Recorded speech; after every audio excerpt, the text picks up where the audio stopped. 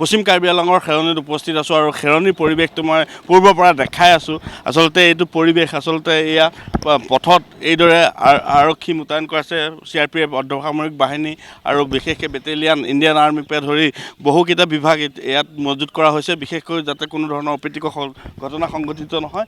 আৰু মই সম্পূৰ্ণভাৱে দেখাইছোঁ, এয়া হ'ল অসম আৰক্ষী বেটেলিয়ান আৰু তাৰ লগতে আছে CRPFৰ যিসকল জোৱান তেখেতলোকক নিয়োগ কৰা হৈছে, যাতে কোনো ধৰণৰ অপ্ৰীতিকৰ ঘটনা পুনৰ নহয় তাৰ ব্যৱস্থা কৰা হৈছে। আৰু বিশেষকৈ মই এটা কথাই ক'ব লাগিব যে পূৰ্বৰ যি কাৰ্বি আংলঙৰ যি স্থিতি, সেই স্থিতি দৰে স্বাভাৱিক হ'বলৈ ধৰিছে আৰু স্থানীয় যিসকল ব্যক্তি আছে তেওঁলোকে চলা ফুৰা কৰিবৰ কাৰণে ব্যৱস্থা গ্ৰহণ কৰা হৈছে। মই পূৰ্বেও যিহেতু কৈ গৈছোঁ যে BNS 163 ধাৰা যি প্ৰয়োগ কৰা হৈছিলে, সেই BNS 163 ধাৰাৰ অধীনত 5জনকৈ লোক যিহেতু একে ঠাইত থাকিব নোৱাৰে, তাৰ বাবে এইদৰে নিৰাপত্তা দিয়া হৈছে। আৰু এইসকল লোক তেনেকৈ এইদৰে আহি থাকিছে, তেওঁলোকক ৰখোৱা হৈছে, ক'ত যায়, কিয় যাব, কেনেকৈ কিহৰ কাৰণে যাব, সকলো আচলতে আৰক্ষীয়ে সোধা পোছা কৰিছে আৰু তেনেকৈ সোধা পোছা কৰাৰ পাছতে তেওঁলোকক যাবলৈ দিয়া হৈছে। আৰু এইসকল ব্যক্তি আচলতে তেখেতলোকৰ পৰাও মই জানিব বিচাৰিম। দাদা, আপোনাৰ ঘৰ ইয়াতে নেকি? নাই, জেংখা। কেনেকুৱা সেইটো ছাইডটো কেনেকুৱা পৰিৱেশ বৰ্তমান? পৰিৱেশটো এতিয়াতো ভালেমান আছে। ভাল আছে, একো নাই। পৰিৱেশটো আগৰ দৰে আছে? আগৰ দৰে আছে, কিন্তু দোকানবিলাক চব বন্ধ আছে। দোকানবিলাক বন্ধ হৈ আছে? বন্ধ হৈ আছে চব। আৰু পৰিৱেশটো আগৰ দৰে ঠাণ্ডা পৰিৱেশ? ঠাণ্ডা পৰিৱেশ, একো নাই। আৰক্ষী এইটো চাইডে পুৰা আছে? আৰক্ষীটো বৰ্তমান মইতো এইফালেতো দেখাই নাই। সেইটো চাইডে নাই? নাই, দেখা নাই। সেইটো চাইডে নাই, এইফাললৈ আছে? এতিয়া বৰ্তমান ইয়াতে দেখিছোঁ। আৰু এইফালে সকলো বন্ধ হৈ আছে? এইফালেতো পুৰা বন্ধ। বিদ্যালয়বোৰ খুলিছে নেকি? বিদ্যালয়টো বন্ধ আছে। বন্ধ আছিলে। তাৰপিছত আৰু কি আপুনি আহোঁতে কি দেখা পাইছে? একো নাই, মানুহবিলাক অহা যোৱা কৰি আছে, ইমানে অহা যোৱা কৰি আছে, মানে স্বাভাৱিক দিশলৈ আহিছে? নিশ্চয়কৈ আগৰ স্বাভাৱিক যি দিশ, সেই দিশলৈ আহিছে। মই পুনৰ দেখাইছোঁ, CRPFৰ জোৱানসকল নিয়োজিত কৰা হৈছে এইদৰে, যাতে কোনো ধৰণৰ অপ্ৰীতিকৰ ঘটনা নহয়। আৰু বিশেষকৈ মই কৈছোঁ যে ইণ্টাৰনেট সেৱাটো বন্ধ কৰি দিয়া হৈছে আৰু এইসকল লোক নিঃসন্দেহে তেওঁলোক অহা যোৱা কৰিব পৰাকৈ ব্যৱস্থা গ্ৰহণ কৰি দিছে।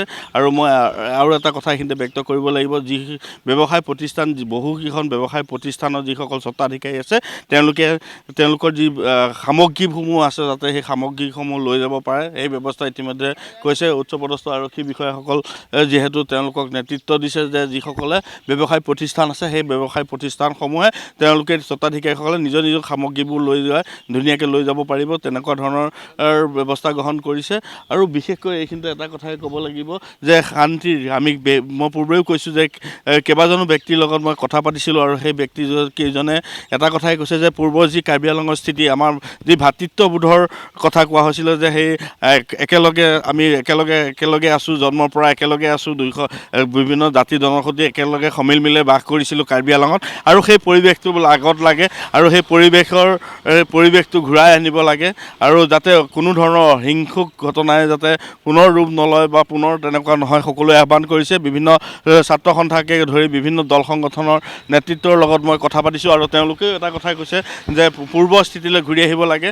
আৰু কাৰ্বি আংলঙৰ যি এই স্থিতি এনেদৰে পুনৰ যদি হৈ থাকে, কাৰ্বি আংলং জিলাখনৰ ভিতৰতে বা ৰাজ্যখনৰ ভিতৰতে বহুত পিছ পৰি যাব।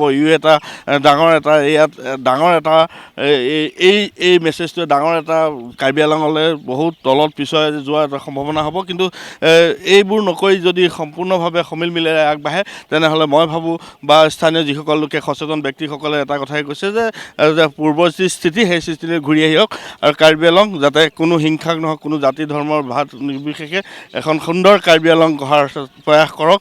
আৰু সম্পূৰ্ণ পৰিৱেশটো মই দেখুৱাইছোঁ, পূৰ্বৰ দৰে সম্পূৰ্ণ পৰিৱেশটো দেখাইছোঁ। আৰু এয়াই হৈছে বৰ্তমান পৰিৱেশ।